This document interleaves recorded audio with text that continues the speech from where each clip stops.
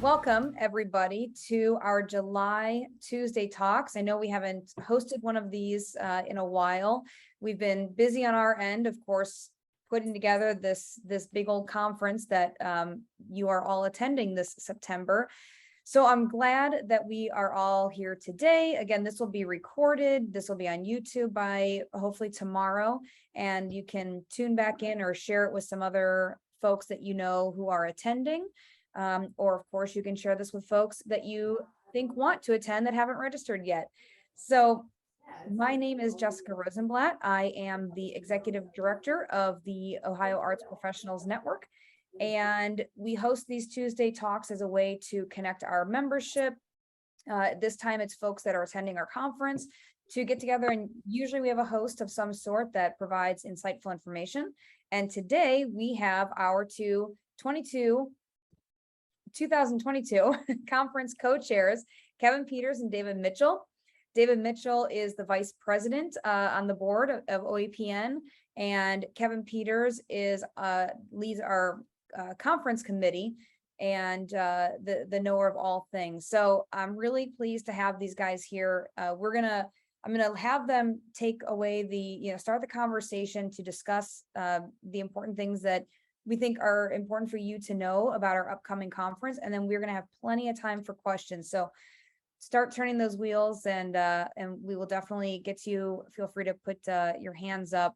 And Amber, welcome. I want to thank you. You're the reason we're hosting this session today. So Kevin, David, I'm gonna mute myself and have you take it over. And if you need to use the screen, let me know. Sounds good. Yeah, why don't you give me the screen sharing, please, Jess? That'd be great. So welcome, everyone. I'm excited to see people here, excited to see registration continue to grow for OAPN. I see everyone, or at least I recognize or know, I think everyone, so I don't think we have, unless I don't, are there anyone, is anyone on this call new to conferencing period that has not attended a booking conference? Yes, Awesome. I am new. Fantastic, fantastic. Well, we're excited to have you at OAPN. Hopefully you'll learn a lot in this call listening to, there are a lot of agents on this call, a few presenters on this call as well, and some independent artists on this call. So we kind of have everyone represented, which is great. So please, as Jess said, feel free to throw some questions in the chat, just interrupt us.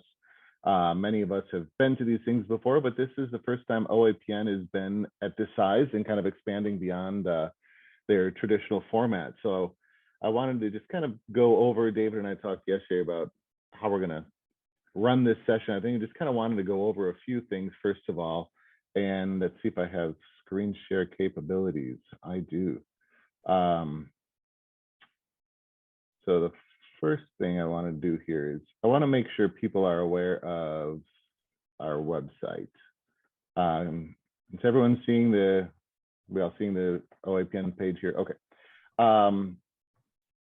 If you're looking for information on this website, the easiest place to go to now, and this has changed a little bit, Jess updated some things, is in the conference button up at the top.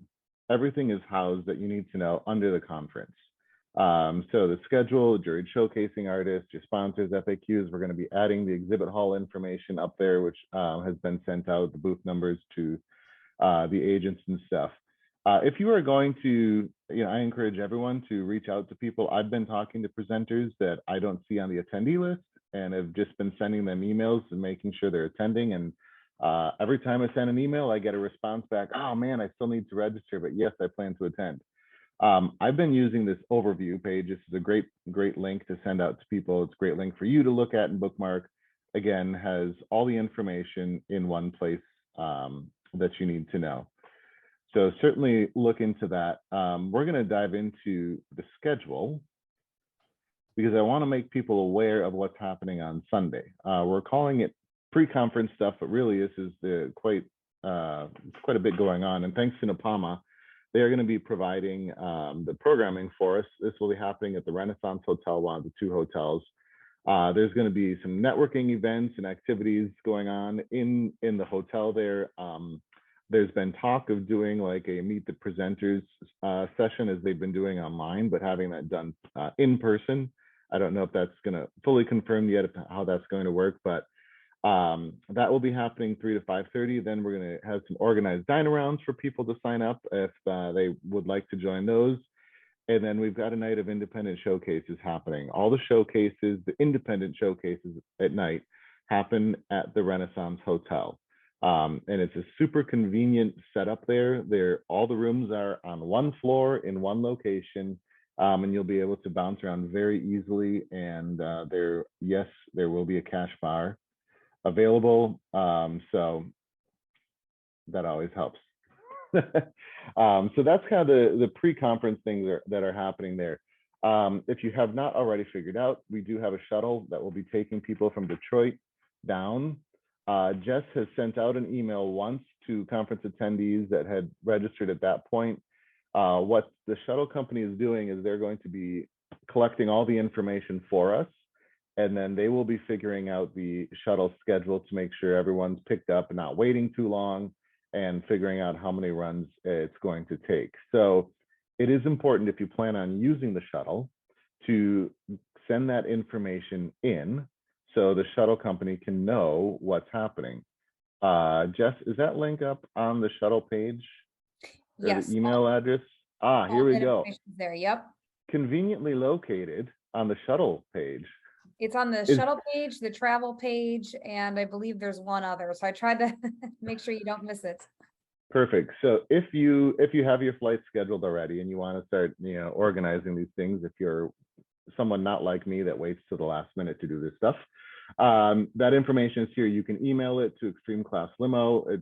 They need your name, the number of people in your traveling party, and your itinerary for arrival and departure, and then they will kind of coordinate that, and then we'll send information out on when those shuttle runs are happening. Super easy to get in and out of, that's for sure. David, feel free to jump in as needed here. You're doing a fine job, Kevin. I'll just sit back and relax. Sounds good.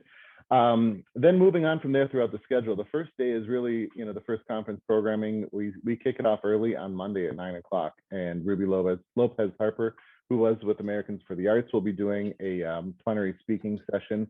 If you look on the left of the schedule, this tells you where everything is happening. So the Glass City Convention Center is a couple blocks from the Renaissance Hotel. If you're staying there, if you're staying at the Hilton, it is attached to the Hilton, so easy to get to regardless. If you do have mobility problems, this is something we also want to point out. There have been, people are concerned about walking sometimes. There will be shuttles to get you around town. And by shuttles, I mean golf carts. So if you're concerned about having to get from point A to point B, if you have some mobility issues, don't worry. There will be a fleet of fun golf carts available to take people around, and I'll probably just take them because they're fun. So anyway, we have annual meetings. The morning on Monday is at the Glass Center. Lunch and awards, the sponsored lunch is provided there, and the OAPN awards happen, and that leads right into our speed networking and exhibit hall time. Agents, if you're having questions on this, the speed networking is happening in a different side of the exhibit hall space as the exhibit hall. So those that choose to do the speed networking can do that over there. And then the exhibit hall will be open, and I think I need to do a new share here. I'm going to share a different document. Oh, nope, never mind. I have it on this one. We're seeing the exhibit hall layout now. So the exhibit hall layout, you enter from over here, and this main aisle here with a giant bar is going to be important. And you can see the aisles go up and down, short aisles on either sides of that. What's not shown on this map actually is there is another air wall here with doors that opens up to another space the same size as the exhibit hall room here. That space is where all of the meals will happen. That space is where the speed networking will happen. So those that participate in the speed networking are next door to the exhibit hall. It's not like it's in some crazy space. So everything is going to be easily accessible here. Also then just on the other side of the air wall, in where the meals and stuff are, will be coffee and tea service all day, thanks to sponsors. So all of that will be available here. We have lots of space. Bathrooms are on the bottom. These maps, now that we have put this out to the exhibitors, we've got to get these up online so everyone can see where the booths are and what it's going to happen. I am not monitoring the chat. Are you answering those questions, Jeff? Okay, perfect. Let's go to the schedule then. So after the exhibit hall, we'll walk back a few blocks back towards the Renaissance Hotel, and which is the Valentine Theater is also in that area. And we'll have the opening night reception and juried showcases, and then 2 blocks from there back to the Renaissance for independent showcases. So the opening night reception, people have been concerned about having time for meals here. The opening night reception will have plenty of food. It will be heavy appetizers. You will not go hungry, I promise you that. That will be provided there along with a cash bar at the Valentine Theater. If you're wondering where juried showcases are or who they are, those are conveniently located in the overview section in juried showcases. So these are announced. Schedules are going to be announced soon, Jess, hopefully, the schedule of juried showcases. Yeah, I'm just waiting to hear back from Cassie. Are there any juried acts on this call? And Eleanor is on this call. I saw Eleanor, Jeff. You've heard from Cassie, correct? About time, I do not have a showcase time, and I also have some questions about backline that I don't believe I've heard back from her about. So maybe the answer is no. Okay, we'll go with no. All right, I've been in touch with her, so I'm really working on getting these times within the next few days because folks have ads due by August 1st, so we want to make sure. So that information will be coming very shortly. Great, and any backline information is also really appreciated because I may need to do some renting, and if I have to, I'd rather get it done sooner rather than later. Absolutely. Thank you, thank you, thank you. I want to point out something in the chat that Sean asked about the speed networking. I'm glad he asked that because I forgot to mention it. We are going to be doing an online sign up for that. So once we know which presenters will be participating, then we'll do an online sign up so people have equal opportunity. It won't be on paper, on site, first come, first serve. It'll still be first come, first serve, but at least it'll be online. So couple other questions coming in here. Ads and showcase listings. Jess, do you want to talk about ad deadlines and what's available for that? Would love to. So, and sorry, I was typing, so I was not fully focusing on it. Talking about the potential for ads and what people do if they want to have an advertisement in the conference booklet. Yeah, so we're cutting it close. We're pretty much at the deadline. We technically closed everything off in June, but we have had some folks come in and kind of last minute grabbing some ads. If you do want an ad, just reach out to me, info@oapn.org. I will put that in the chat for you. The ads are due August 1st. We will be working on the printed program book starting August 1st. So if you can get everything turned around by then, great. We can do PayPal for sponsorship fees. When it comes to the next big deadline, August 8th is going to be our kind of the ultimate deadline to register to attend the conference if you want to be in the program book. The program book takes a lot of work and there's always a handful of edits and sometimes things change last minute, but trying to give ourselves plenty of time so that we just have everything we need. So if you're pushing the conference to folks, please make sure that that everybody is registered by August 8th if they want to be in this program book. Just so you guys know, it's going to be a really big one this year. So it's going to be a packed one. So did I answer the questions there? Yeah, pricing and stuff. If they're interested, you can get that to them. So reach out to Jess if you're interested in the ad and she'll respond to the pricing. That information was sent out earlier. It was included as a sponsorship though. So if you didn't look at the sponsorship document earlier, you missed the ad information there. So yeah, I'll get that to you. We did take it offline because we did close it, but I will send that to you. Perfect. The rest of the days are pretty self-explanatory. The professional development sessions, those descriptions are up there now. Those happen in the exhibit hall as well. There's some nice rooms there. Again, the speed networking on day 2 is the same thing in the same spot over there. So there's tons of space, really, is what in the exhibit hall. In that other half where the dinners are going to be, we can use that space. There's the Renaissance Hotel is amazing. There's tons, actually, there's more lobby space for meetings, as we like to have, in the Renaissance Hotel than the Hilton Hotel. So the sense is that everyone's going to be gathering at the Renaissance Hotel because that's where the showcases are as well. There's a rooftop restaurant that's open late. There's a restaurant on the first floor that's open when the rooftop restaurant isn't open. Tons of meeting space. They've got outdoor chairs and meeting space out there too. We've talked to them about how this conference comes in and just kind of takes over the space, whether there's a stanchion in front of it or not. It tends to be broken down and people find places to have those conversations. So there's lots of space for that as well. Last little thing about the schedule, I just want to point out at the end of the day on Wednesday, we've got our last juried showcase block and then an exhibit hall block.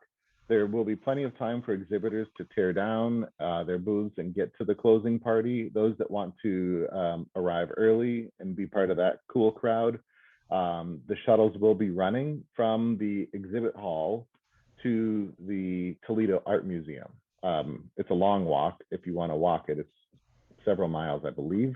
So you can take advantage of the shuttle. If you're going to be part of the cool crowd that arrives fashionably late, there will be shuttles running for that as well.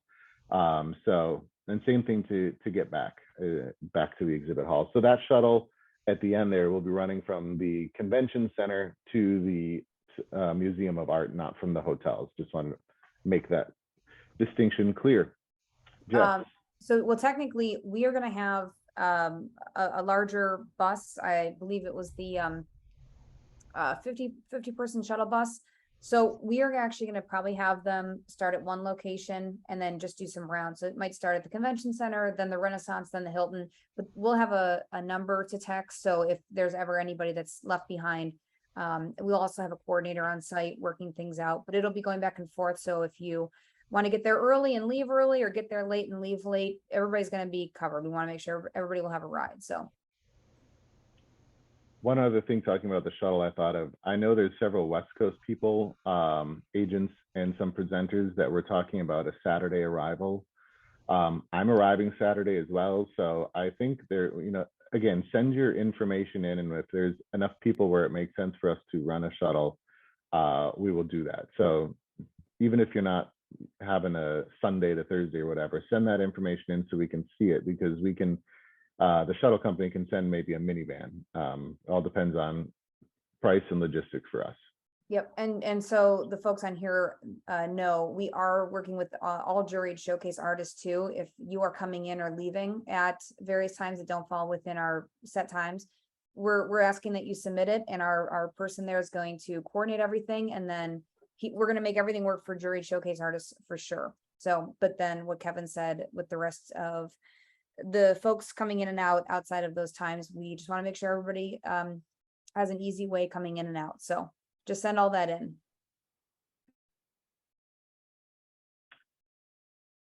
All right. That's a quick overview of the schedule, kind of logistics of things. I also want to mention, we really appreciate your patience in all of this. You're looking at the people who are running this. Jess is the only person who is a job. The rest of us are volunteer. And, OAPN is normally around 100 to 150 people, and we're looking at 300 to 500 with showcases and stuff. So there's a lot of new things and a lot of things, that one person and 2 volunteers are trying to run. So really appreciate the patience and the suggestions and ideas, and keep it going. It's going to be a fantastic conference. Everything's going to be there. It just might take us a little time to get some of these things figured out. David. Yeah, just to kind of go off of what Kevin just said. traditionally OAPN has been a smaller conference, and that's been one of the kind of selling points for the conference, that you get to talk to everybody at this conference. Obviously, this year we're going to be a little bit bigger, but I don't think that's going to take away from the intimacy of the conference. One thing that I always look forward to with OAPN, as far as other conferences, it kind of seems like it's a different vibe. It's more low key, more relaxed. Business still gets done, absolutely. Business still gets done. Don't want to tell people that we aren't there to do business. But it's just a little bit more of a relaxed environment than most conferences. And kind of the best analogy that I can come up with is we're there to network and make friends. And then we figure out how we get to work with our friends. So we develop the relationships. And sometimes these relationships, 2, 3, 4 years in the making. But specifically to the agents in the room, from a presenter's perspective, we'll have conversations, and I might not do business with you that next season, but maybe 3 years down the line, something will pop up. It could be 3 months down the line. You just never know. So it's about developing the relationships and then just figuring out how to work with our friends, because we're all one big happy family at OAPN. And I think the arts in general, we're all one big happy family. Everybody likes to help each other out. And that's why I love this community. So I think if you have that mindset going into conference, talk to everybody that you can. There's plenty of time. You will have an opportunity to talk to everybody, unless you're trying to avoid somebody for some reason, which I hope that's not the case, but you'll have the opportunity to talk to everybody. And, even if it's just 10 minutes, that 10 minutes is extremely valuable, and take advantage of those opportunities to make those connections and have fun. I mean, it's a fun time as well. Kevin pointed out the bar location, I think, for everything. For some reason, that's important to us in the arts, I guess.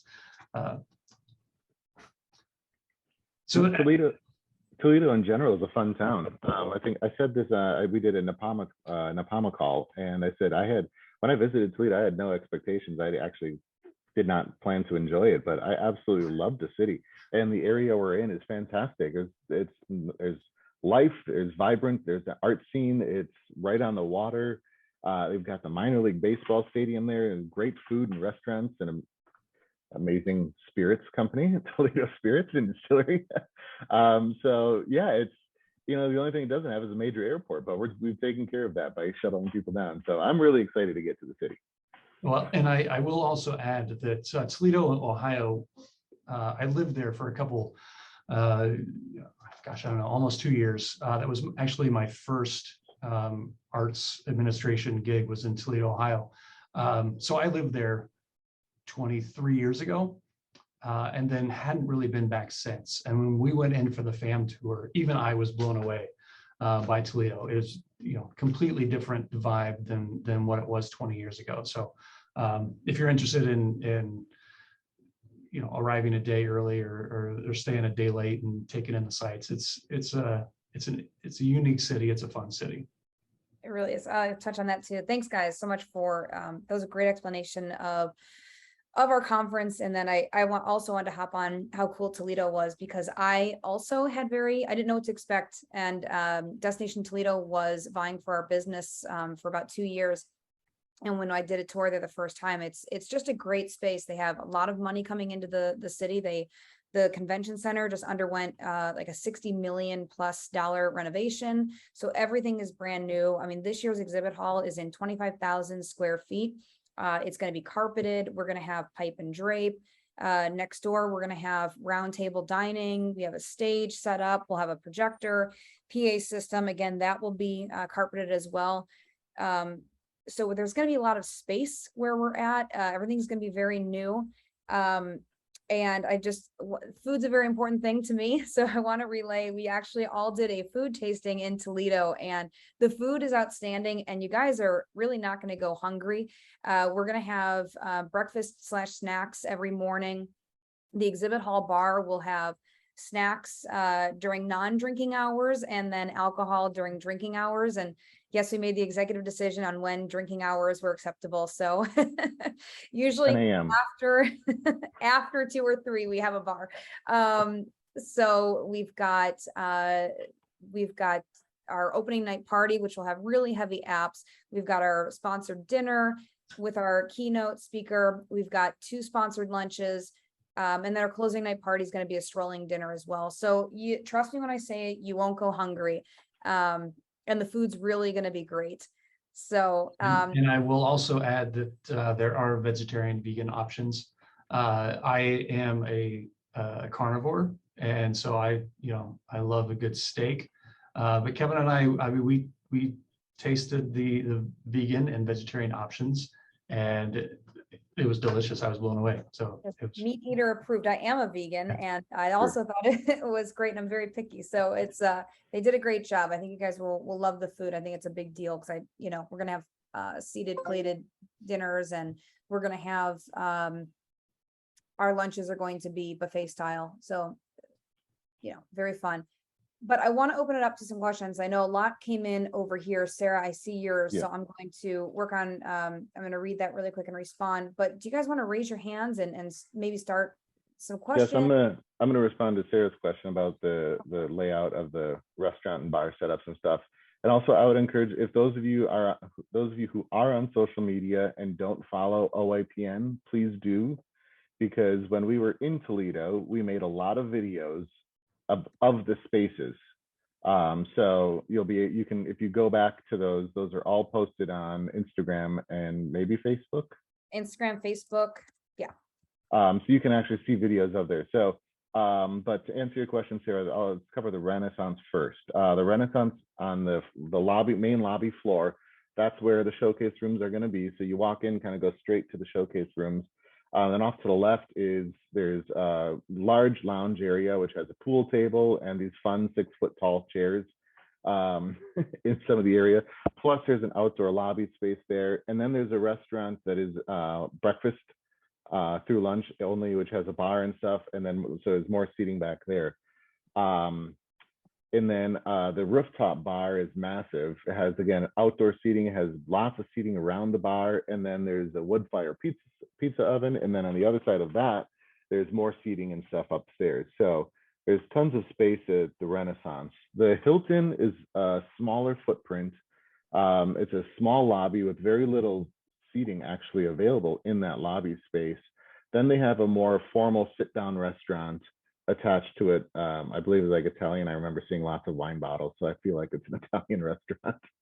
But certainly more formal. That's probably not going to be available during the day for us to go in and take over. That's definitely more of a formal restaurant. And then they did have on the second floor some more lobby space around their exhibit or their conference rooms, but there's not a ton of lobbies and lounge space over there. So there are plenty of restaurants available. There's several restaurants. The minor league baseball park is kind of by the Hilton and the convention center. There's some restaurants down there. There's more restaurants also located, of course, around the Valentine Theater Renaissance area as well. So if you kind of look at a map, there's one long main drag that we will walk back and forth on. There's lots of options there, including a Starbucks for those of you that need that specific Starbucks drink. Another question I do want to answer. So Jason, I was getting ready to type this back to you. And then Patricia, I want to respond to yours too. And I responded on here so everybody else knows. When it comes to vaccine check, we are waiting to get a little bit closer to, because everything changes so quickly. So we've been trying to hold off on what our COVID policy is going to be. We were just talking about this, and I do think that, we're in between mandatory masks or strongly recommended masks. I think at this point, folks that are vaccinated, I don't know that we're going to need to do mandatory proof of vaccinations. I think we've kind of learned a little bit more from where we're at from last year to this year, that I think the vaccine more so protects the person. So I think the unvaccinated person would have more of the risk, I believe, coming, and could kind of choose their actions from there. But it's a really good question. So I do want to see what you guys feel. I'm kind of going by the state of Ohio. We're going to go by the city of Toledo, and then we're going to go by our venues. But we also want to make sure that everybody feels comfortable attending. One big thing that we were very proud of at our 2021 conference, we had no known cases of COVID after ours. And we did have mandatory vax or mandatory proof of a negative COVID test and mandatory masks. So, I think what we did worked. We were in a smaller space. This year, we are going to be in a very large space, new HVAC systems. But if anybody has any input, please raise your hand. We'll call on some folks. Well, and I will also add to that. So the Valentine Theater, where the showcases are, I mean, they're, like all of us presenters, or, people that deal with venues are used to being in close contact with the local health department. So I think Jessica is absolutely right that as we get closer, I mean, as we all are aware, things can change within 10 minutes. So we're going to be in communication with the local health department that will help guide some of those decisions. Yeah, and so feel free to start raising your hands to give us some input. But Patricia, so what with our served dinner, we are still figuring this out. We are working with the convention center too to see what's easiest for them, but we don't want to assign seating. We'd rather folks be able to sit down and the whole point of us doing dining together is so folks can network. So you can slide into somebody new that you wanted to get to know or sell or pitch to, or, just have a conversation with. So we're thinking that we will put color-coded cards in your lanyards when you arrive, so that we can have those on your plate or at the table for the servers to know. So that's going to probably be our best option. Can I ask another question? Yeah. I've never been to the conference before. Is the Glass Convention Center and the Valentine Theater, are those both inside of the Renaissance Hotel, or what's the location of those? Sure. So we do have a map too. I'm going to post that on there, but no, those aren't connected. The only things that are connected are the Glass City Convention Center and the Hilton Hotel. They're Okay. in the same, Kevin is on it. They're in the same big building, but otherwise everything else, the Valentine Theater is going to be like 0.2 miles this way. The Renaissance is going to be 0.2 miles this way. This will make more sense. Okay, I see. Okay. Pointing.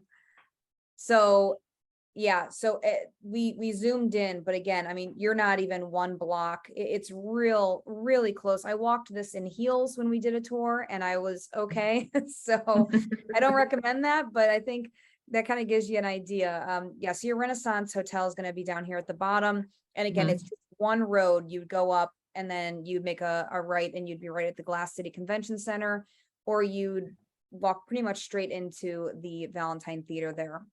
Perfect. Place. Yeah, the Museum of Art is that way. It's about a 5-minute drive. So All I did right, not walk this in heels, but I did walk it buzzed, and I was able to find my way. There you go. Thank you.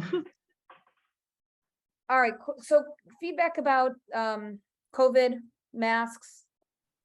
There were some things in the comments, I think, Jess. I mean, I think in this industry, everyone will be happy to mask if they're asked to mask. I like what Eleanor said too, having easy access to some rapid testing in case people do have tests or symptoms, they can go test quickly. I think that's something maybe we can partner with Destination Toledo with as well. But ultimately, that's a board of directors decision. Got it. That you guys need to make. Yep. I know I was just on a, Sarah, you're thinking along the same wavelength here. I was just on a webinar with WA, and they're reconsidering things too.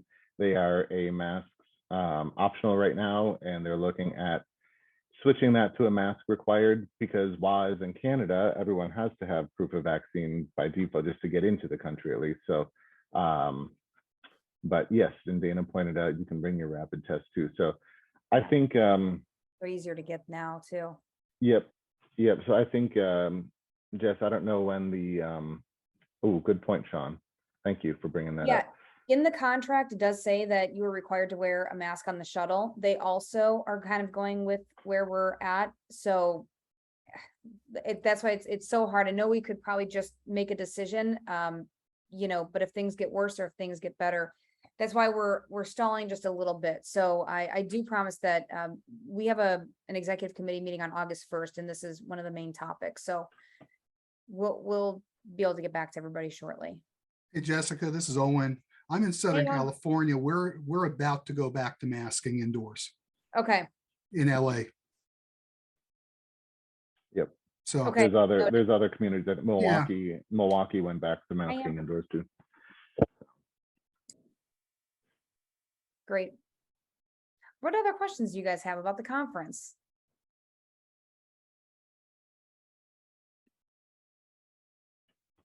Does anyone want to step up and help? I mean, seriously, if there are people like on site that are willing to, you know, or we've got a lot of planning to do and a lot of coordination and logistics in this next month.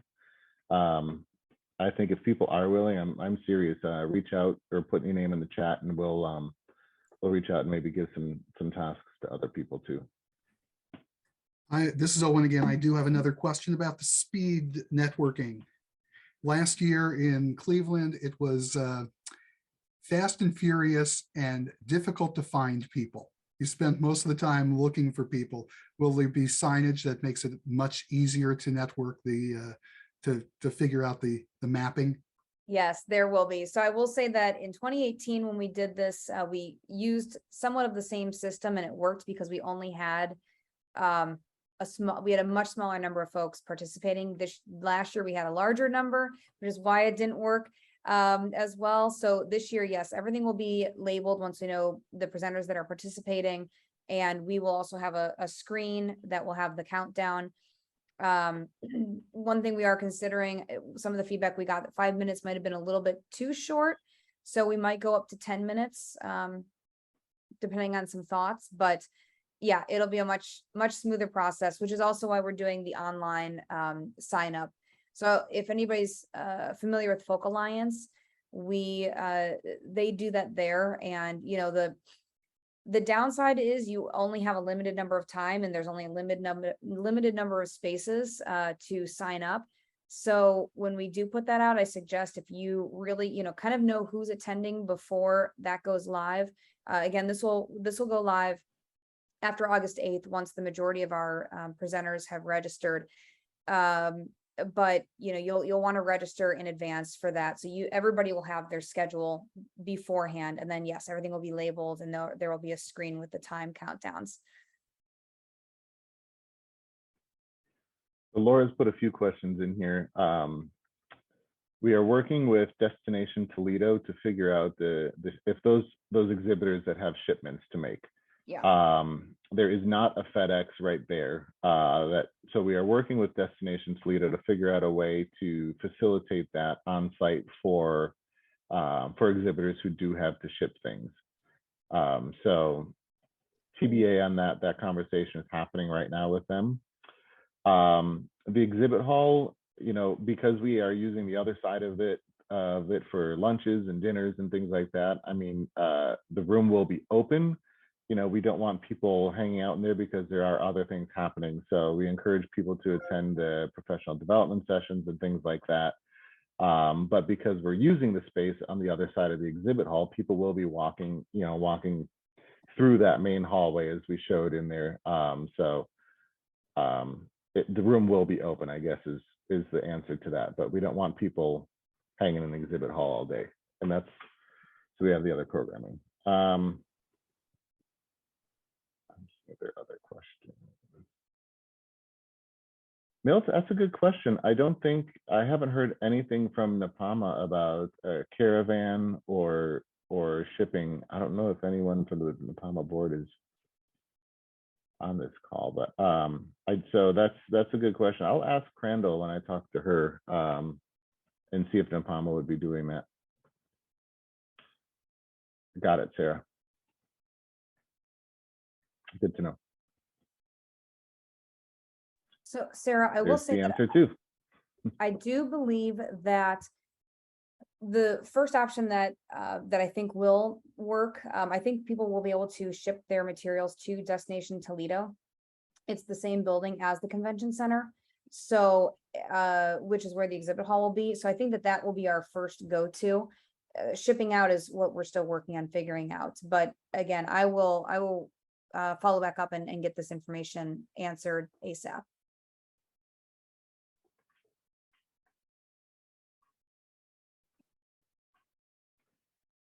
Other All right, so questions? been through a lot. Any other questions? We've got about 15 minutes left, so there's time. Eleanor. Hi, I put this in the chat, but this is the first time that I've had my own booth at a conference. So I've seen from a distance what people have done, but if there's any kind of list that is available, or if someone would be open to talking me through what they would recommend for materials. I think I know most of it, but I bet there are little things that I wouldn't be aware of that someone who's done this before might be able to tune me into. But any kind of guidance on that would be very appreciated. And I'd like to know also from presenters, like, so I'm an artist, I'm preparing materials for you, some of which perhaps you'll take with you. I don't want to overload you with anything. So one idea I have, for example, is to just have a QR code and you just scan it, and you could take a card with you that has the QR code, and that'll have everything available for you. So you don't have to, pack your suitcase with more stuff. Is that a welcome? What do you want? Like, what kind of materials do you want us to provide and not provide for you at the conference? So I'll field that. I think if you ask 10 different presenters, you're going to get 10 different answers. So for me, I love the idea of just a QR code, on a business card, or a little bit bigger. I mean, it can be, postcard, program book, something, just some kind of tangible thing that I can have, stick in the bag. But I mean, if all the information's on your website, that's where I'm going to 3 weeks later, 2 months later, that's where I'm going to go and find it. But if I can have that starting point with the QR code, I think that's great. I always think for artists, CDs or digital download cards are good.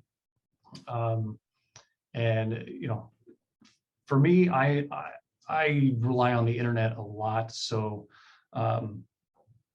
making sure the YouTube page is up to date and the website's up to date. I can find all the information. So conference for me is about just having the conversation. And if it's a good conversation, I'll remember it. But then, just something small to put in the bag to, maybe go through at a later date. That's for David Mitchell, me personally. I'm sure other people are going to say something different. It's great. And yeah, and just so you guys know, with the booth layout, each section is going to be 10 feet wide, 8 feet deep, and your pipe and drape will be 8 feet high. So kind of plan accordingly with your banners that you want to hang, or any stand-up banners that you want in there. I don't think we're really putting any rules on what to bring. Of course, just, don't bring anything that would offend your neighbor, I would suppose. And but really it's open. Every booth will have 2 chairs. They do have plenty of extra chairs there, so if somebody requires extra chairs, I know we've spoken to a couple of folks, that's no problem at all. Yeah. Oh, and we'll have 3-foot dividers in between each booth as well. I will also add that it would be good to have some kind of tabletop display, because there'll be times when you're not in your booth and somebody will be walking by. That's actually, there are some presenters, I'm not saying I'm one of them, but will be more comfortable approaching booths if there's nobody in the booth. and just gather information. So just, so you at least have some kind of tabletop display that, has artist roster, artist pictures, things like that, to let people know whose booth it is always a good thing. Yeah, Jessica, Owen again.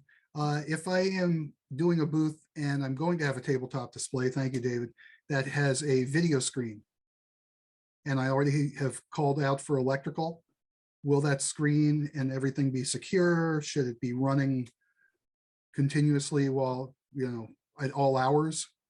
It can be, everything will be secured. The convention center is a secured Yeah. location for us. So, and where we're going to be, we're gonna have volunteers at the door. We'll have the security of the convention center as well. So yeah, you absolutely can leave it running if you'd like.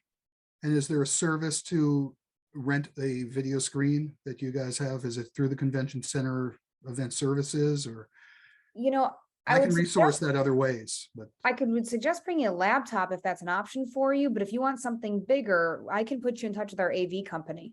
that's fine. Thank you. Yeah. Okay. I sent you an email earlier, so just reply there. Sounds great. Just there's some questions about adding electrical to the booth if they were registered without it.